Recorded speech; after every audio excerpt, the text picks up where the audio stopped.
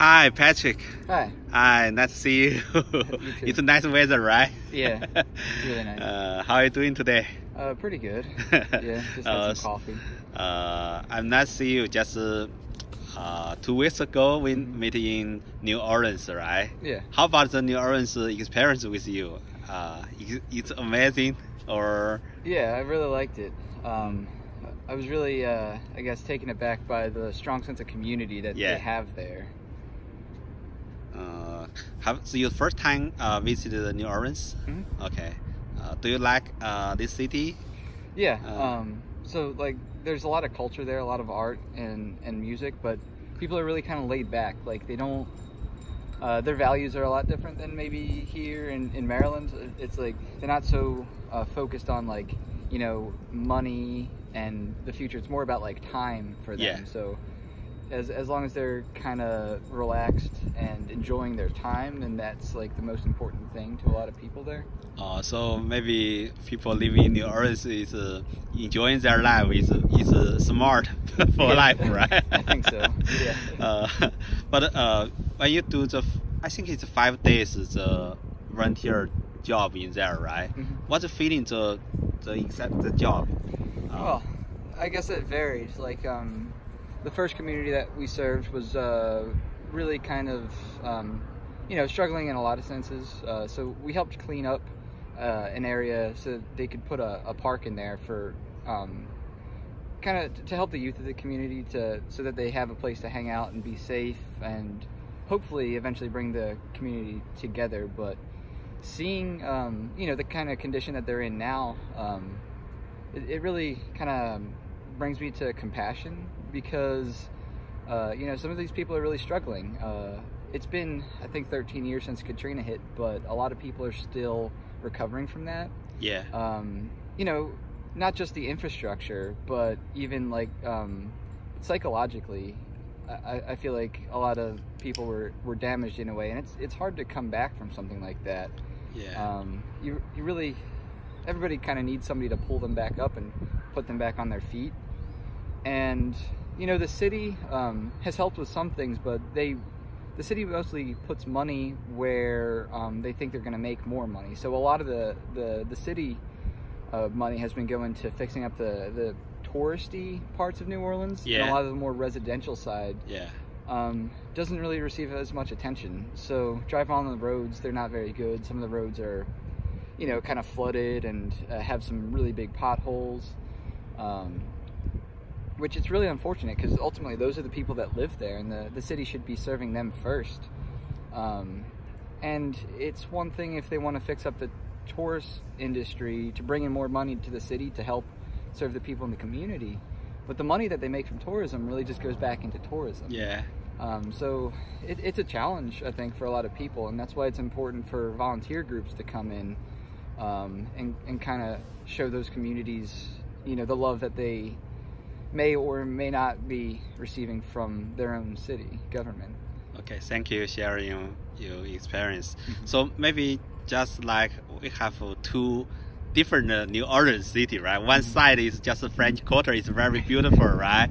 Every day a lot of fun. Mm-hmm. But other just the local community maybe have some poverty and some crime, maybe, right? Just like dark side. Yeah.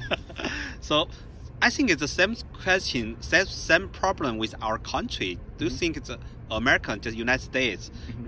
We one side is very beautiful, right? Mm-hmm. It's a freedom country, democracy country. Mm-hmm. It's the #1 GDP, #1 economic, right? Strong, very strong. But other side, we still know this country have a lot of problems, just like drugs, like crime.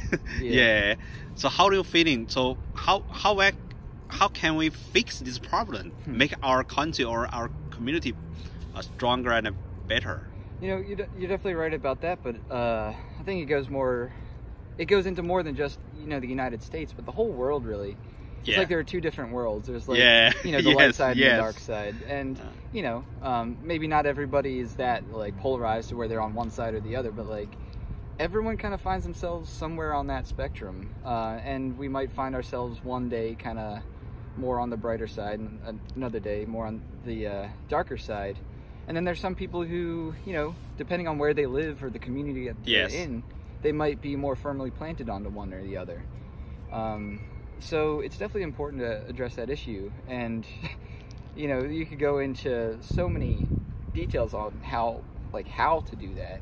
I guess the most important thing is to care. Because if nobody cares, then nothing's going to get done. I feel like a lot of people kind of just put that responsibility on the government to take care of everybody.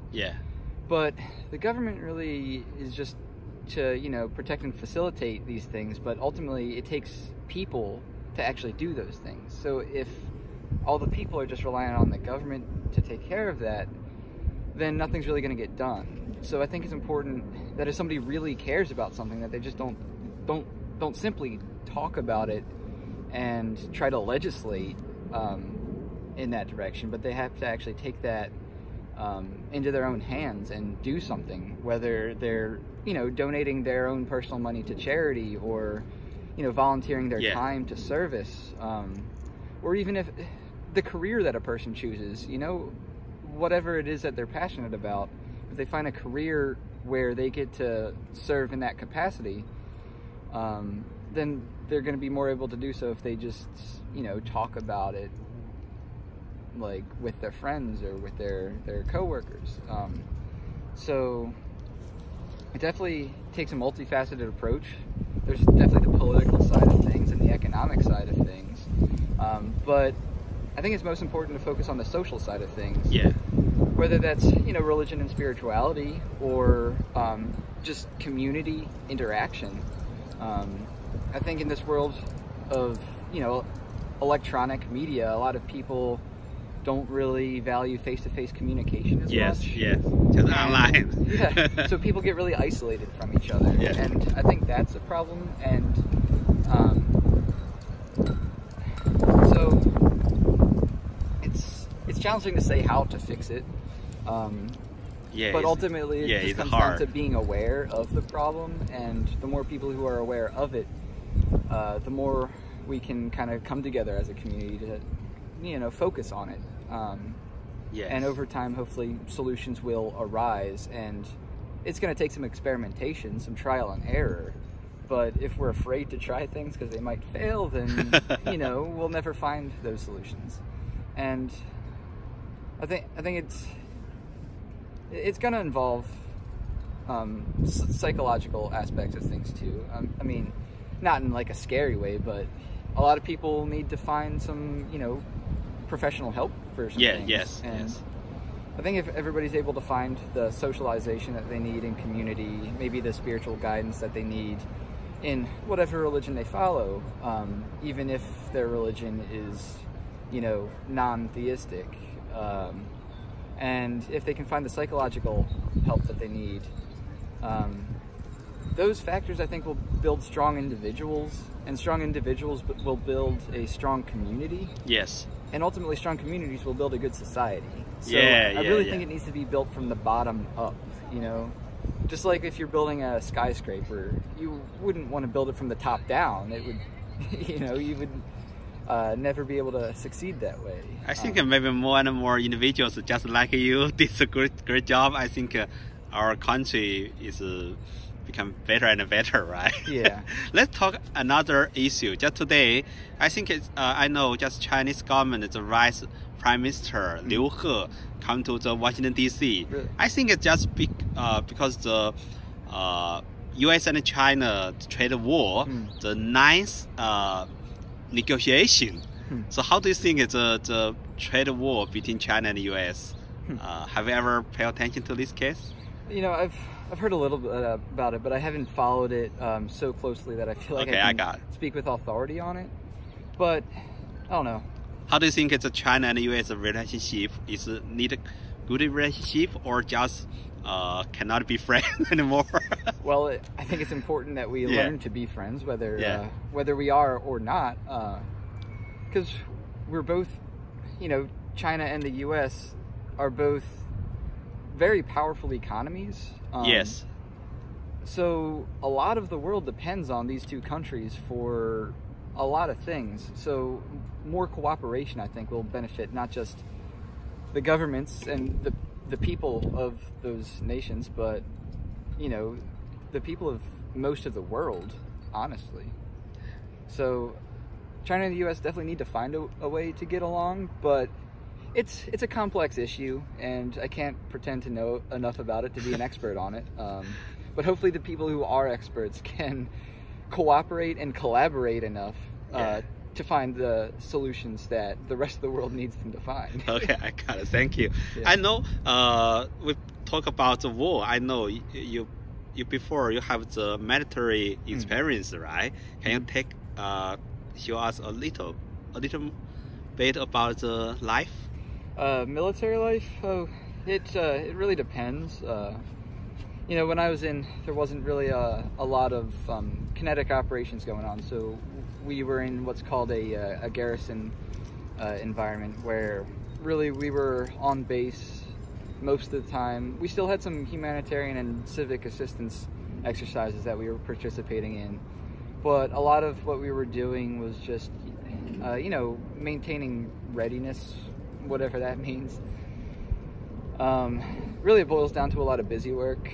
Unfortunately, it shouldn't, but in execution, a lot of times that's how it ends up. I think I want to say thank you for serving our country as a military you don't job. Have to thank me. I think thank you, guys. So how do you plan your future? Do you have a 10-year or 20-year plan? What's your career you want to take? Yeah, thank you. I have a lot of ideas. Yeah. Of things that I would like to do. Unfortunately, I just don't think there's enough time in my entire life to do everything that I would like to. Yeah. I try not to be too ambitious, because I don't want to set myself up for disappointment if I, you know, end up not being able to do something. But for right now, I just want to focus on, you know, personal development. Yeah. So that someday I can be as effective as I can at whatever I end up doing. So for now, I'm focusing on finishing my associate's degree in philosophy from Harvard Community College. And after I do that, I think I might volunteer some of my time for a long-term service opportunity. I'm exploring my options there. I just really feel the need to kind of give from myself and, you know, from my experience and my abilities to people who might be able to benefit from that.